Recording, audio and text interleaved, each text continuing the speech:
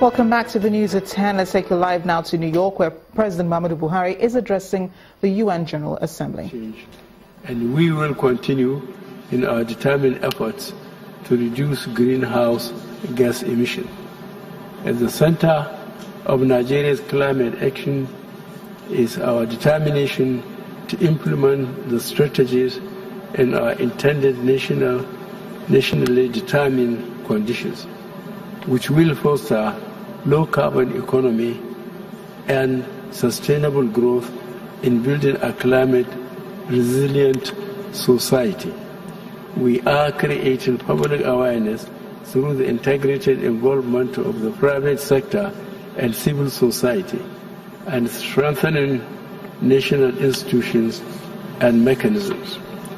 The negative consequences of climate change have manifested in the drying up of our Lake Chad.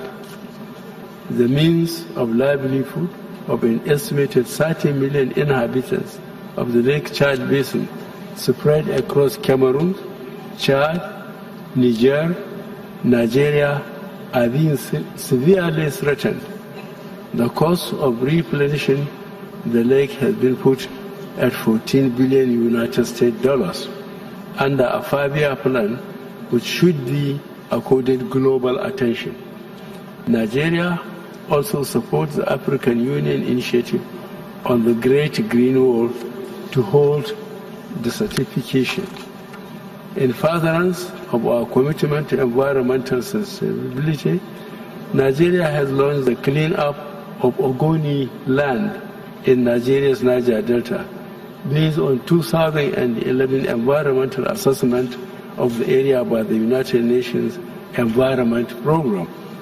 Multinational oil companies operating in the area will be required to live up to their corporate social responsibilities and contribute to the cleaning up of the environment degraded as a result of their activities and operations.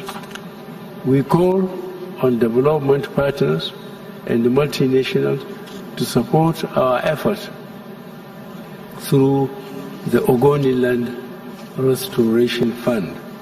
Mr. President, the 21st century has been marked by the rising insecurity unleashed by global terrorism and violent extremism, which constitute a real threat to the international community. With the global increase in the spate of terrorist attacks, there is now more than ever before international consensus and greater willingness to collaborate in combating this threat. Indeed, we are meeting at the time when our hosts, the American people, have just marked the 15th anniversary of the tragic and deadly terrorist attack on their soil. We in Nigeria, having been victims of terrorism ourselves, fully understand in the impact of 9/11 on the American psyche and the families of the thousands of innocent victims whose lives were lost that day. I therefore reiterate the Nigerian government's and people's sympathies to the American people and prayers for the families of the victims that they may heal and find closure soon. We hope that justice will be done to the families of victims of 9/11, as indeed to the victims of terror everywhere, in conformity with the norms of international justice. As we seek justice for terror victims, the international community should avoid reacting in the heat of deep emotions of the moment by taking unilateral measures, legal or otherwise, that will have a negative and a disruptive impact on the international community's collective efforts to fight terrorism. We should not be distracted in our collective resolve to beat back terrorism in all its forms.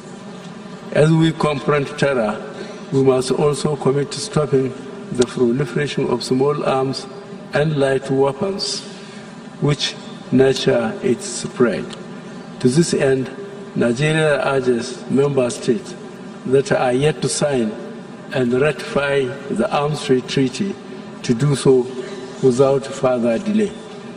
Nigeria has made remarkable progress in our resolve to defeat Boko Haram, whose capacity to launch orchestrated attacks as a formed group has been severely degraded. In the last few months, their operations have been limited to sporadic use of improvised explosive devices against soft targets. Nigeria has continued to combat terrorism based on the established rules of engagement and in conformity with international best practices. I take this opportunity to reaffirm Nigeria's commitment to human rights norms and international humanitarian law in our efforts to counter terrorism and violent extremism. I also wish to restate the assurance that the federal government of Nigeria is employing all our judicial tools to investigate and treat reported cases of human rights violations. I commend the contribution of our neighbors, Benin Republic, Republic of Cameroon, Republic of Chad, and the Republic of Niger, whose combined efforts under the multinational Joint Task Force accomplished the present return of normalcy in areas hitherto occupied by Boko Haram.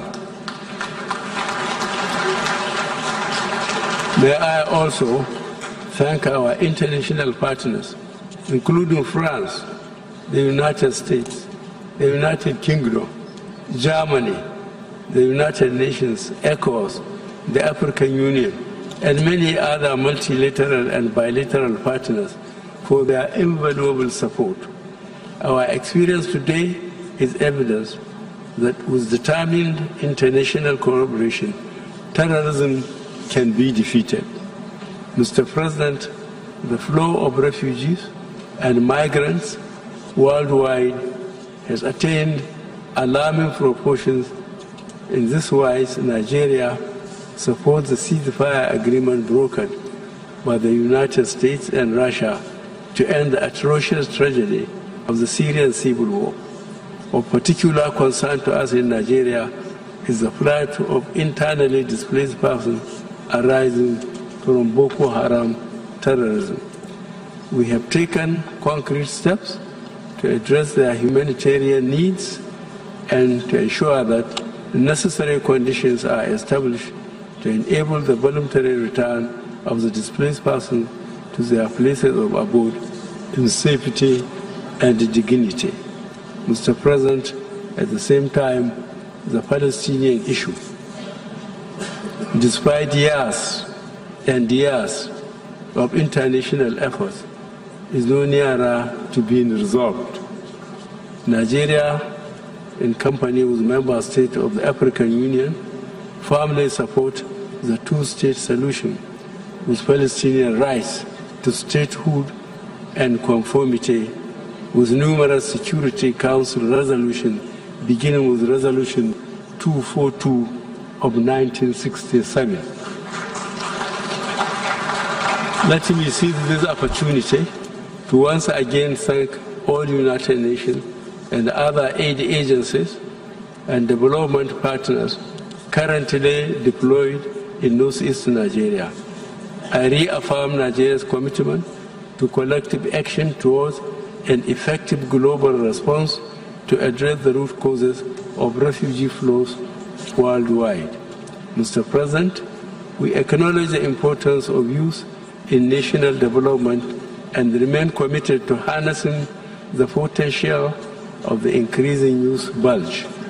We must take advantage of the numbers and creative energy of young people who are in the majority in Nigeria and in most other member states.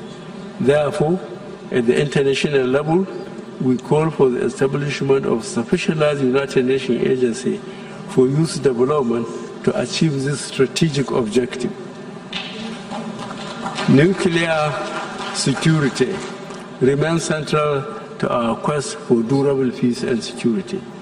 This was why I participated in the 5th Nuclear Security Summit hosted by President Barack Obama in Washington in March 2016. Nigeria and the other peace-loving member states of the United Nations must continue to uphold the fundamental principles of nuclear disarmament, non-proliferation, and its peaceful uses.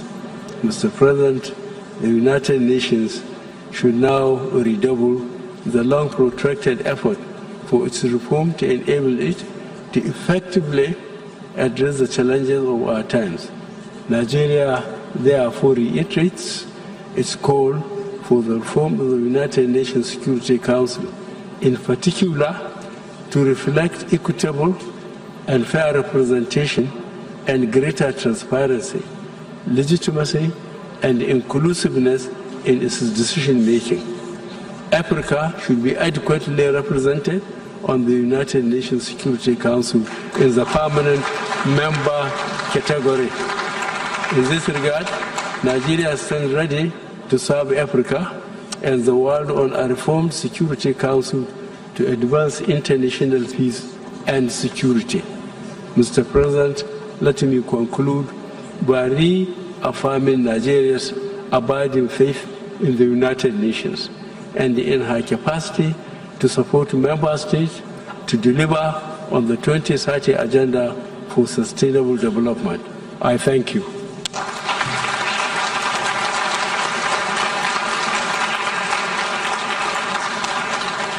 President Muhammadu Buhari at the UN General Assembly addressing the 71st session.